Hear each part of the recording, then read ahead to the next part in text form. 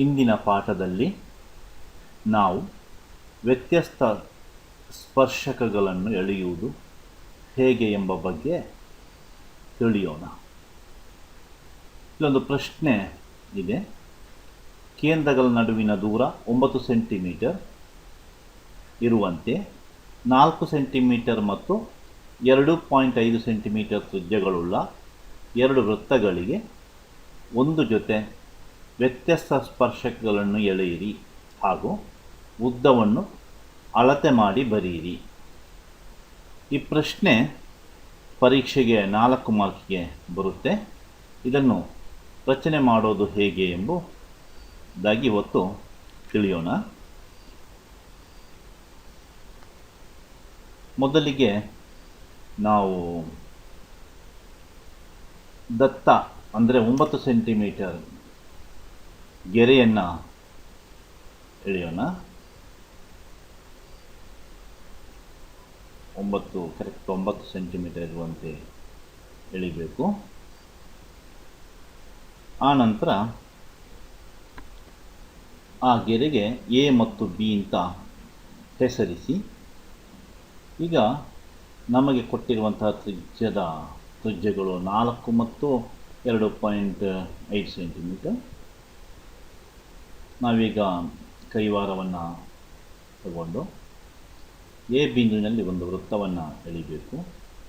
ಅದು ಕೊಟ್ಟಂತಹ ಸೆಂಟಿಮೀಟರ್ 4 ಇರುವ ಹಾಗೆ ನಾವು ಕೈವಾರ ಸಹಾಯದಿಂದ ಎ ಬಿಂದುವಿನಲ್ಲಿ ಒಂದು ವೃತ್ತವನ್ನು ಎಳೆಯೋಣ. ಅದೇ ಥರ ಇನ್ನೊಂದು ವೃತ್ತವನ್ನು ಬಿ ಬಿಂದುವಿನಲ್ಲಿ, ಅದರ ತ್ರಿಜ್ಯ ಗೊತ್ತಿದೆ 2.5 ಸೆಂಟಿಮೀಟರ್ ಇರುವಂತೆ ಬಿಂದುವಿನಲ್ಲಿ ಎಳೆಯಿರಿ. ಈಗ ನಾವು ಇನ್ನೊಂದು ವೃತ್ತವನ್ನು ಎ ಬಿಂದುವಿನಲ್ಲಿ ಎಳಿಬೇಕು. ಅದರ ತ್ರಿಜ್ಯ ಈ ಎರಡು ವೃತ್ತಗಳ ತ್ರಿಜ್ಯಗಳ ಮೊತ್ತ ಅಂದರೆ r + r = 6.5. ಅಂದರೆ 4 ಮತ್ತು 2.5 ಕೂಡಿಸಿದಾಗ 6.5 ಬರುತ್ತೆ. 6.5 ಸೆಂಟಿಮೀಟರ್ ತ್ರಿಜ್ಯ ಇರುವಂತೆ ಒಂದು ವೃತ್ತವನ್ನು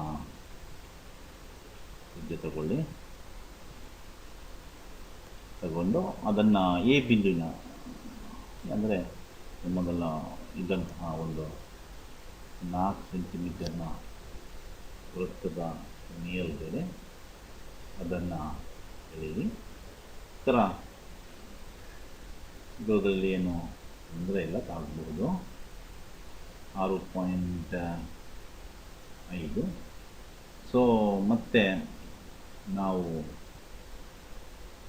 ಅದು ಎಳೆದಾದ ಮೇಲೆ ಈಗ ನಾವು ಎ ಬಿಯನ್ನು ವಿಭಾಗಿಸಬೇಕು ಲಂಬಾರ್ಧ ರೇಖೆ ಎಳೆಯೋದರ ಮೂಲಕ.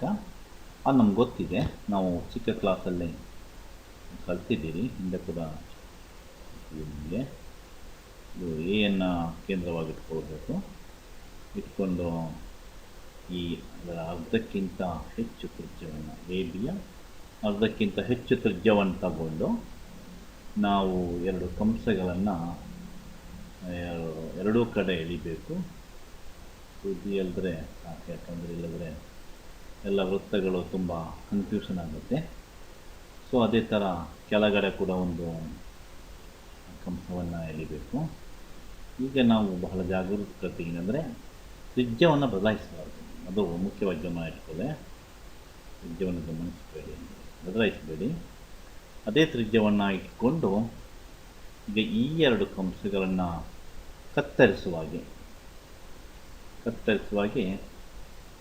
ಮತ್ತೆರಡು ಕಂಸಗಳನ್ನು ಎಳೆಯಿರಿ. ಬಹಳ ಜಾಗರೂಕತೆ, ಅಂದರೆ ತ್ರಿಜ್ಯ ಯಾವುದೇ ಕಾರಣಕ್ಕೆ ಈಗ ನೀವು ಬದಲಾಯಿಸಬಾರ್ದು. ಸೊ ಈ ಥರ ಎಳೆಯಿರಿ. ಎರಡು ಕಂಸಗಳನ್ನು ಎಳೆದು ನೀವು ಕಟ್ ಮಾಡಿದ್ದೀವಿ. ಈಗ ನಾವು ಈ ಬಿಂದುಗಳನ್ನು ಜೋಡಿಸಬೇಕು. ಸ್ಕೇಲ್ ಸಹಾಯದಿಂದ ಈ ಬಿಂದುಗಳನ್ನ ನಾವು ಜೋಡಿಸಬೇಕು. ಈ ಥರ ಸ್ಕೇಲನ್ನು ಇಟ್ಕೊಂಡು ಈ ಎರಡು ಬಿಂದುಗಳನ್ನು ನೇರವಾಗಿ ಜೋಡಿಸಿ ನೋಡಿ ಈ ಥರ. ಈಗ ನಾವೇನು ಮಾಡಬೇಕು ಅಂತಂದರೆ ಕೈವಾರ ತಗೊಳ್ಳಿ. ಕೈವಾರ ತಗೊಂಡು ಈ ಬಿಂದುವಿನಲ್ಲಿಟ್ಕೊಂಡು ಕೈವಾರವನ್ನು ತ್ರಿಜ್ಯವನ್ನು ಬಿ ಬಿಂದುವಿನಗೆ ಸರಿಯಾಗಿರುವಂತೆ ಇಟ್ಕೊಂಡು ಒಂದು ವೃತ್ತವನ್ನು ಎಳಿಬೇಕು. ಈ ವೃತ್ತ ಎ ಮತ್ತು ಬಿ ಬಿಂದುಗಳ ಮೂಲಕ ನಿಖರವಾಗಿ ಹಾದು ಹೋಗಬೇಕು. ಇಲ್ಲಿ ಈ ಥರ ಎಳಿಬೇಕು. ಈಗ ನಾವೇನು ಮಾಡಬೇಕು ಅಂತಂದರೆ ಈಗ ಈ ಎರಡು ಬಿಂದುಗಳನ್ನು ನಮ್ಮಂಥ ವೃತ್ತವನ್ನು ಛೇದಿಸಿದೆ ಈ ವೃತ್ತಗಳು. ಆ ಬಿಂದುವಿಗೆ ನಾವಿವಾಗ ಹೆಸರು ಕೊಡೋಣ. ಕೆ ಮತ್ತು ಎಲ್ ಅಂತ ಹೆಸರು ಕೊಡೋಣ. ಹೆಸರು ಕೊಟ್ಟು ಈಗ ಕೆಯನ್ನು ಎ ಮತ್ತು ಬಿಗೆ ಜೋಡಿಸೋಣ. ಈ ಥರ ಸ್ಕೇಲನ್ನು ಇಟ್ಕೊಂಡು ಎಯನ್ನು ಕೆಗೆ ಜೋಡಿಸಬೇಕು. ಅದೇ ಥರ ಕೆಯನ್ನು ಬಿ ಕೂಡ ಅದೇ ಥರ ಈ ಥರ ಕೆಯನ್ನು ಕೆಲಿಟ್ಕೊಂಡು ಬಿ ಕೂಡ ಜೋಡಿಸ್ಬೇಕು. ಈಗ ಎರಡು ಕೆಯನ್ನು ಎ ಮತ್ತು ಬಿಗೆ ಜೋಡಿಸಾಯಿತು. ಅದೇ ಥರ ನಾವಿವಾಗ ಎಲ್ಲನ್ನು ಎ ಮತ್ತು ಬಿ ಕೂಡ ಮೇಲೆ ಕೆಯನ್ನು ಜೋಡಿಸಿದಾಗೆ ಜೋಡಿಸ್ಬೇಕು. ನೋಡಿ ಈ ಥರ ಜೋಡಿಸೋಣ. ಗೆರೆ ಎಳಿಬೇಕು ಇಲ್ಲಿ ಇಲ್ಲಿಗೆ. ಅದೇ ಥರ ಎಲ್ಲನ್ನು ಬಿ ಕೂಡ ಜೋಡಿಸ್ಬೇಕು. ನೋಡಿ ಈ ಥರ ಎಲ್ಲನ್ನು ಇದು ಜೋಡಿಸೋಣ. ಜೋಡಿಸಿ ಆದಮೇಲೆ ಈಗ ಇಲ್ಲಿ ಕೈವಾರ ತಗೊಂಡು ಒಂದು ಉತ್ತಮ ವಿಧಾನ, ಸ್ಕೇಲಲ್ಲೂ ಆಗುತ್ತೆ. ಕೈವಾರ ತಗೊಂಡು ಈ ಕೆ ಬಿ ಎಷ್ಟು ಉದ್ದ ಇದೆ ನೋಡಿ ಒಂದು ತಗೊಂಡು ಕರೆಕ್ಟ್ ಇರುವ ಹಾಗೆ ಅದನ್ನು ಈ ಬಿಂದಿನಲ್ಲಿ ಇಟ್ಕೊಂಡು ಅದಕ್ಕೆ ಹೆಸರು ಕೊಡೋಣ. ಮತ್ತು ಇಟ್ಕೊಂಡು ಈ ವೃತ್ತವನ್ನು ಕಟ್ಟಾಗುವಾಗ ಒಂದು ಇದು ಸಣ್ಣ ಒಂದೇ ಥರ ಕಾಣಿಸ್ತಾ ಇದೆ. ಸೊ ಒಂದೇ ಬರಬೇಕು ಅಂತೇನಿಲ್ಲ. ಅದೇ ಥರ ಈ ಬಿಂದು ಇದು ಕೂಡ ಒಂದು ಹೆಸರು ಕೊಡೋಣ. ಮತ್ತು ಇದನ್ನು ಕೇಂದ್ರವಾಗಿ ಇಟ್ಟುಕೊಂಡು ಇಲ್ಲೊಂದು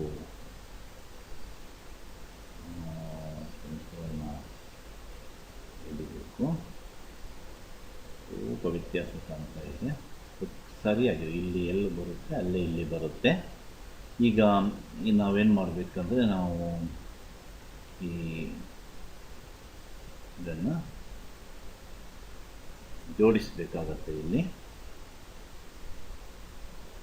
ಈಗ ಒಂದು ಗೆರೆಯನ್ನು ಅಂದರೆ ಈ ಬಿಂದುವನ್ನು ಇಲ್ಲಿಗೆ ನಾವು ಜೋಡಿಸೋಣ.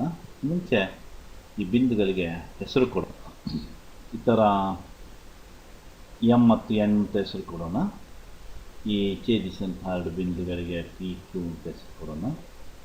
ಈಗ ನಾವು ಈ ಎಮ್ ಪಿ ಮತ್ತು ಎನ್ ಕ್ಯೂಗಳನ್ನು ಮುಂದಿನ ಹಂತದಲ್ಲಿ ಜೋಡಿಸಬೇಕು. ಎನ್ ಮತ್ತು ಇಗಳನ್ನು